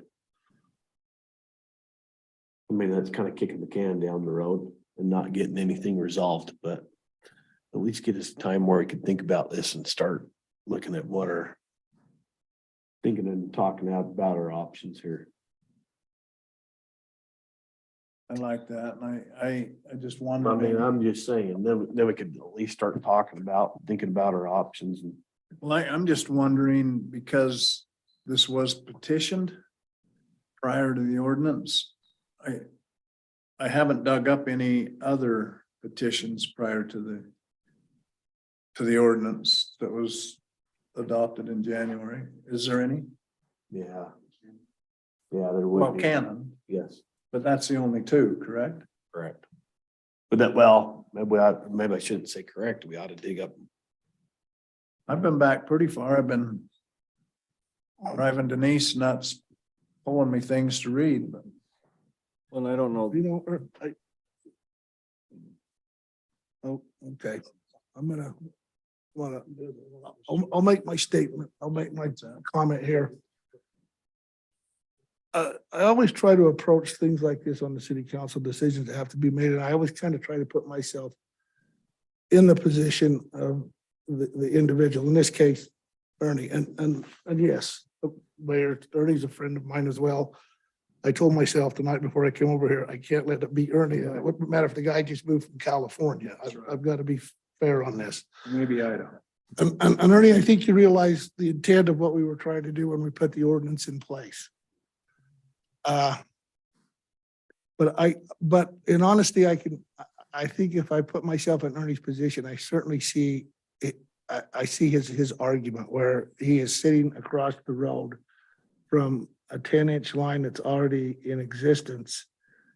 And not only that, another one that muddies the water for me just a little bit is it wasn't that long ago that we let Terry Lawrence hook onto our city water as well. I realize I made a vote on the ordinance to put that ordinance in place. I know Ty is trying his best to protect our interests and trying to nip things in the bud. I appreciate what he's doing, but I do have to say that I probably see Ernie's point of view on this a little bit. Not a little bit, I'll just say I do probably have to admit I see Ernie's points. Can I read a statement from Abe Lincoln? Do less whenever you believe what you are doing hurts the cause, and do more whenever you believe doing more will help the cause. Try to correct errors when they are shown to be errors, and adopt new views so fast as they appear to be true views. A lot has changed in the world since Abraham Lincoln. Well, What I like about it's that big water line right in front, where they don't have that in other areas in the city. You know? It's right there. So and what I just said is bittersweet because definitely I'm of the opinion that at some point we gotta stop, we gotta nip this in the bud. I think we But- did nip it in the bud, but- other than his petition before. Well. I sound like I'm defending Ernie. I'm also defending John and Matt, but because they were here at the meeting, what I've read in the minutes, they were here petitioning that. They were, And I'm trying to defend the whole council, so. When we did that ordinance, it really wasn't about Ernie or John. It No. was about, Right. so, well, it was actually after we did provide service to Terry and the question was asked, when do we and when don't we? Like we can't just keep doing that. And that's where the solution, or at the time, it was at the point of development.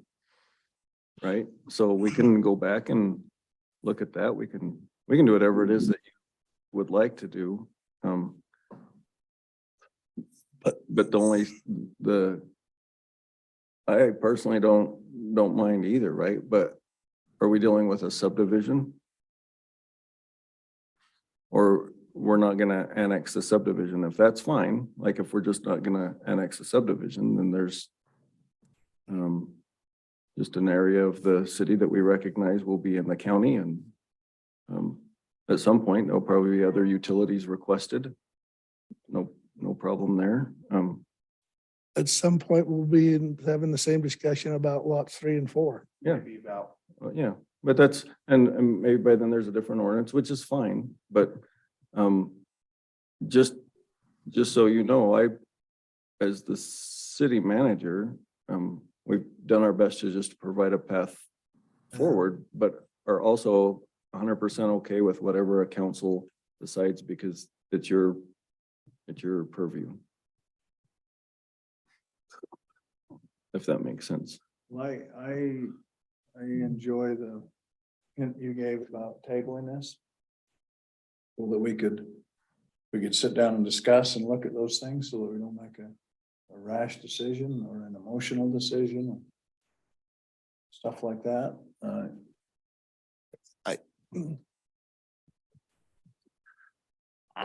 I guess the only thing that, Make it a motion then.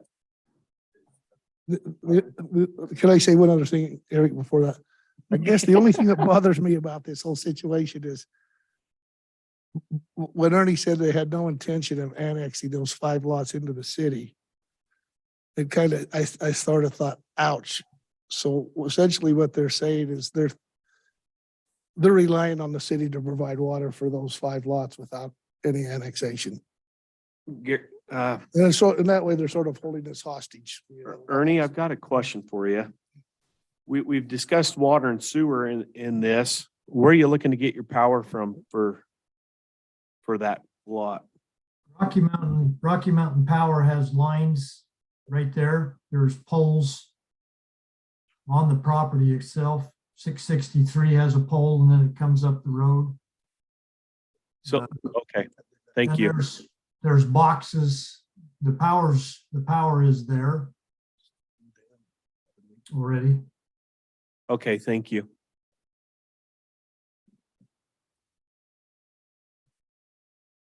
Hey, Ern. This is Jeff. Just a quick question. Why do you have so much heartburn annexing into the city? Can I ask that question? So I didn't initially, and that's why we have after we had a work meeting, we had the work meeting on it and Ty brought it up. Can you hear me? So we thought we started working on that. We started working on that path. So this has been over, this is coming up on 2 years, first of the year. I So know. when we talk about, I understand tabling it, Eric, I understand what you're saying, but man, I've been on this path for almost 2 years. But what it turned into and what certainly I'm willing to put in a sidewalk and a curb and gutter, I can do that, and I can do it somewhat cost effective and whatever. I mean, I can do something like that, but to put a 60-foot wide road in and then get all the way down to 707, I mean, I won't live long enough to be able to pay for something like that. No, and I don't know that we can strap you with that. It's kind of off the wall, but anyway. So just really the improvements. What's that? This is just really the improvements that you would be required to do. As far as annexing in, is that the only heartburn you have? Well, I doing in front of my 2 lots, I'm okay. I think I could, I'd be willing to put curb and gutter in. I don't know where it's going to run to.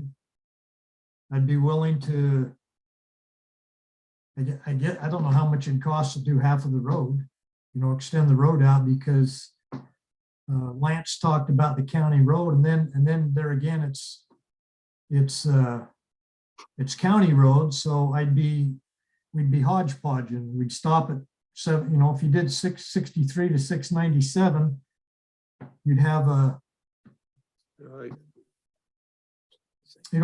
I guess if there's some way we could come to an agreement when to do something like that, but They really was awesome. my intention and when we met with this smaller group was to carry on what Terry Lawrence had up there. He's done a really nice job addressing that up and attaching to the county road what was there. And I thought, well, I'd carry on and do the same thing. Yeah. Okay, thanks. Sorry. First time I've had the fire alarm go off in this unit. I was like, what the heck is that? That was your curfew. It's past 10, buddy, where you're at. Mayor, I'll make a motion that we table this item until January. I believe we'd be 10th of 2023. I'm not sure we're gonna have a meeting on the 27th of December, but that gives us What are time. you cooking? Let's bring this back up in a work meeting where we can actually maybe work through some of the stuff on this item. Okay, we have a motion to table this till the January 10th. Do we have a second?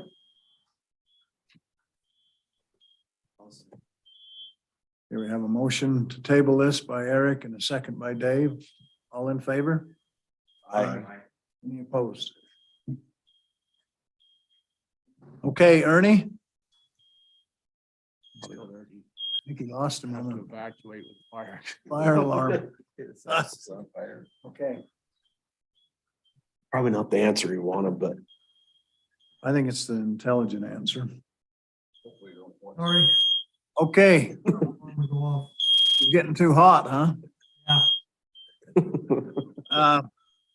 We, just as you stepped out, we had a motion to table it in a second. And we'll bring this up on the January 10th city council meeting so we can work through some of these curves and issues that we have, which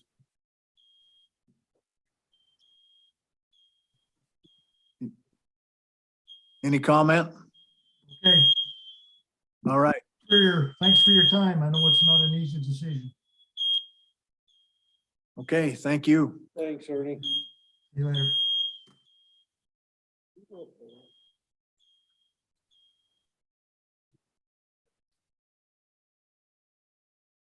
Okay, let's hurry on into. I'll tell you what, this is really hard.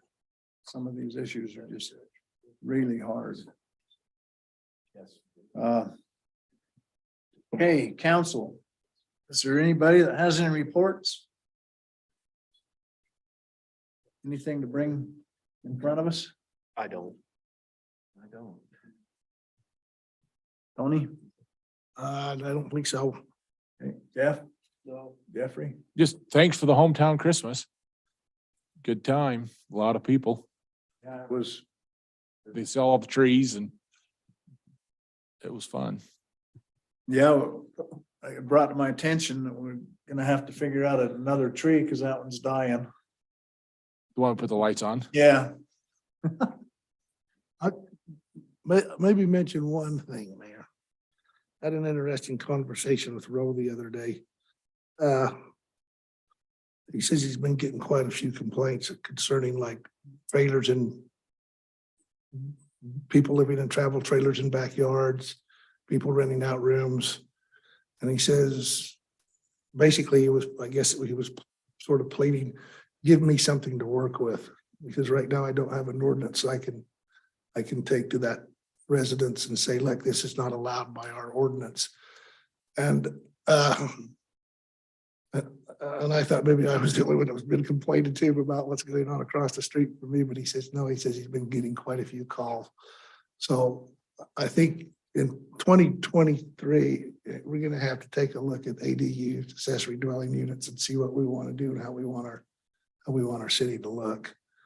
And I know there's a state statute out there now that we're going to have to comply with. I have no problem with it, but we're in the basement. But I mean, personally, I do have problems with 14-foot travel trailers being lived in permanently in a backyard and 15 rooms being rented out and 16. Our planner's in the process Yeah, of developing that. but anyway, I think I that would make would it- probably go a long ways to helping. He's what not you're gonna talking mention it about. because that's what Roe came, he pulled me over the other day and talked to me about it. So Hopefully Yeah. that's something we can get done in the Yeah, county. absolutely. Okay. I agree. I know for a fact he's had a lot of comments and actually the mayor has too. Lots. Okay, Ty, we're gonna turn it over to you to, you have a whole bunch of things to talk about. Yeah, I'll be, Did I see a time we're going to close session or was that?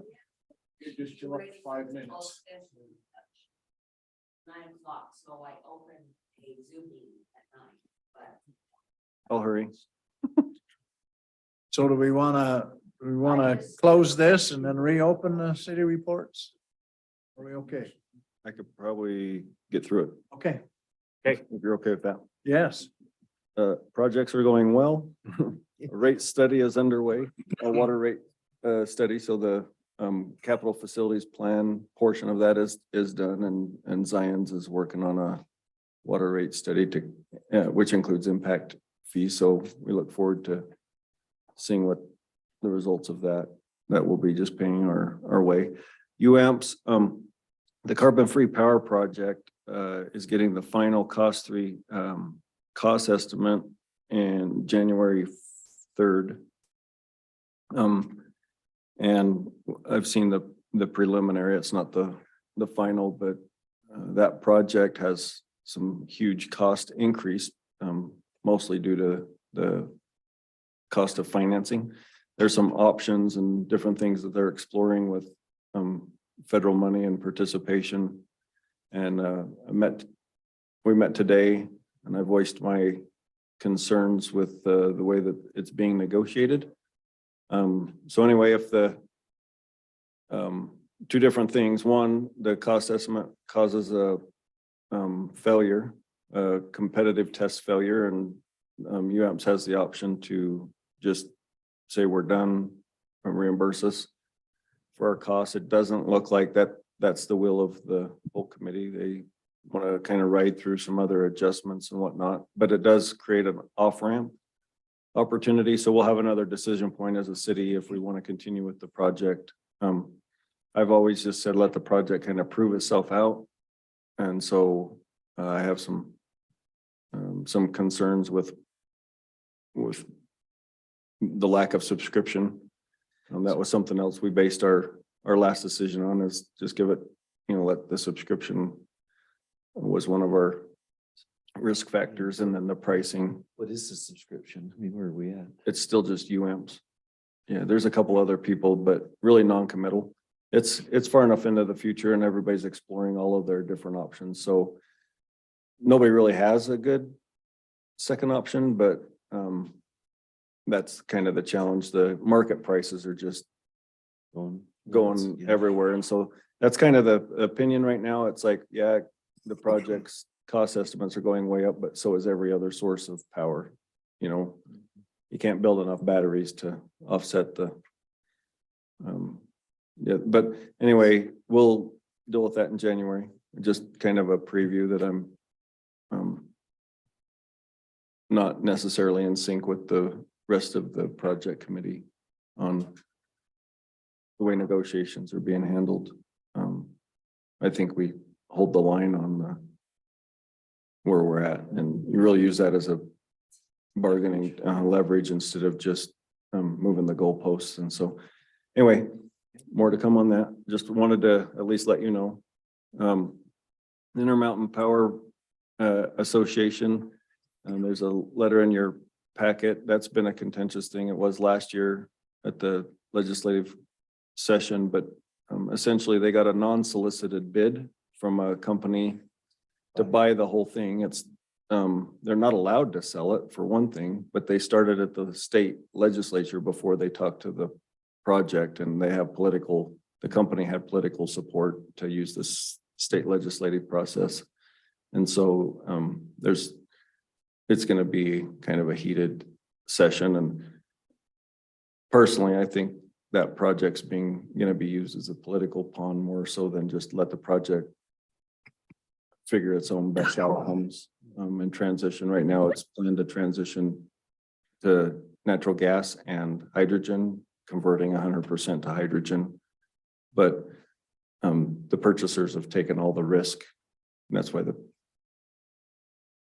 project makes sense. And if that gets disrupted, it's just gonna cause a lot of heartburn, I think, for the members, and we own part of that project. I So, saw an email of a resolution that said we don't want to Right. sell or we will not. it had a lot of whereases, didn't it?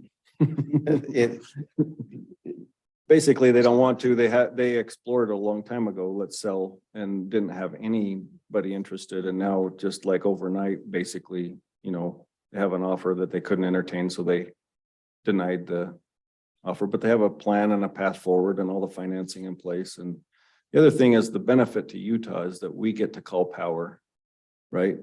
And we did that last summer, and I just put in for another 700 kilowatts for next summer. So we still have an option to buy power out of that project when it makes sense for us. And that's a huge benefit to the municipalities, but I don't think the state understands that perspective. And so, the letter from the senator seemed to be against any change. Is that correct? well, they're against the plan that's moving forward. They don't like where the project is headed. They want to, EPA wants to go. well, they want to keep it a coal-fired power plant, but nobody will sell them coal. Those contracts are all done. The costs are like, there's just no way to keep it as a coal plant. So anyway, we'll see how that turns out, but that's the update there. We did close on the property. The mayor signed on North Morgan. Our next step, we're just waiting for the warranty deed for the water rights to be transferred so we can enter into agreements with those members. So next step, I'm working on that. And I'm over time. Well, we're all But here. we've We're also appl- going to the- We've applied for other grants. So that's the transportation land use connection and the technical planning assistance are both planning grants that we applied for just to help our continual effort. One of them's for parks and a trail plan. That's a technical planning assistance, and then the transportation land use connections for a downtown master plan that Jake would be working on. Amounts, So amounts of each one. each project, I forgot the amounts, basically 80,000 for each, but I can't remember if if that was the total project or if that was the grant requested. Okay. But the match is 6.77%. So, Pretty cheap nowadays. yeah, it's through UDOT, so it's a really, really good grant opportunity. That's the one we used for our general plan as well. And then the Bureau of Reclamation grant, we find out in March. So that's the one that we applied for a new water tank that we're also exploring matching with a low interest loan from a Division of Water Resources. Our project's on the schedule for January where we would approach them, and it's not an obligatory, it's just our application to be considered, and then I would have stuff to bring back to council if it gets approved at that level. Then we can look at the entire financing package just to see if we do want to move forward with a water tank. And really, I'm just exploring the best cost options at this point. Or we just say, let's wait and build a tank at a future date. But it is an option now that we own the property. So that's kind of the other trigger there where, Right direction. yeah. And I think that's everything that I have on updates.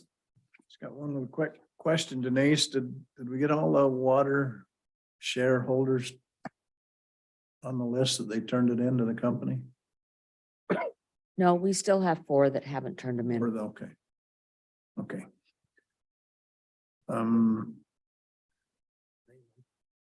Now help me on this. We adjourn this meeting and go into a closed session. No, we just go to an Just go to. Okay, so is there a motion and a second to go into a closed session? Mayor, I'll make the motion to go into a closed session for the purpose of, my computer. It's December 13th at 9:07 for the purpose of to purchase or exchange or lease of real property, including any form of a water right or water shares. Second. Can't he add on there also be? B. Oh, there, and a strategy to discuss pending reasonable imminent litigation. I still second it. Okay, Okay, we have a motion by Jeffrey and a second by Tony to go into a closed session for the strategy, to discuss the strategy, the purchase, exchange, or lease of real property, including any form of a water right or water shares, and strategy session to discuss pending or reasonable imminent litigation. All in favor? aye. Any opposed? Okay, it's unanimous. So closed session now open seems like an oxymoron.